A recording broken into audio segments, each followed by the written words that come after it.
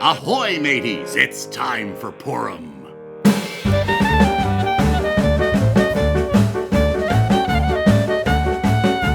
You know, it's impossible to know for sure whether the story of Purim, the Megillat Esther, really happened.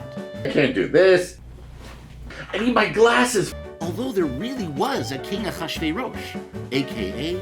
Xerxes the First. You must be Xerxes. I know! It's the guy from 300. Makes sense, right?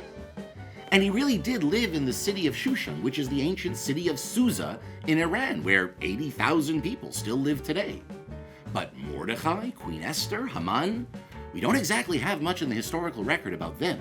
And the ancient rabbis actually did debate over whether or not to include the story of Esther in the Tanakh at all.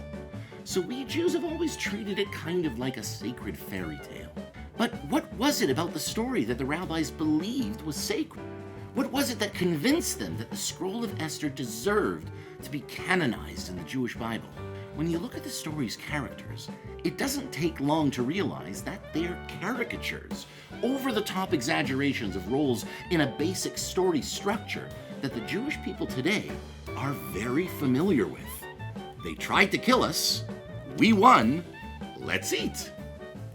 In the Talmud, Masechet Megillah 7a, Rabbi Nachman Bar Yitzchak calls our attention to one portion of a little verse in the story, V'zichram lo yasuf bizaram, and the memory of what happened should never be forgotten by future generations of the Jewish people. Rabbi Nachman says that the point of the story is to remember it, learn to recognize its theme, because the story of Purim is the story of anti-Semitism that we, the Jewish people, must always know how to quickly recognize and respond to, because if left unchecked, it can become deadly. Because in every generation, it seems, there arises an archetypal Haman who engages a fickle Achashverosh political system to stoke the flames of anti-Semitism.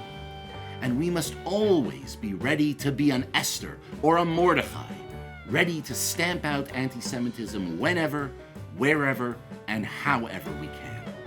And that's the reason why, even though the scroll doesn't even mention God's name anywhere in the whole thing, the rabbis thought it deserved to be in our Tanakh. Shabbat Shalom, and have a happy Purim.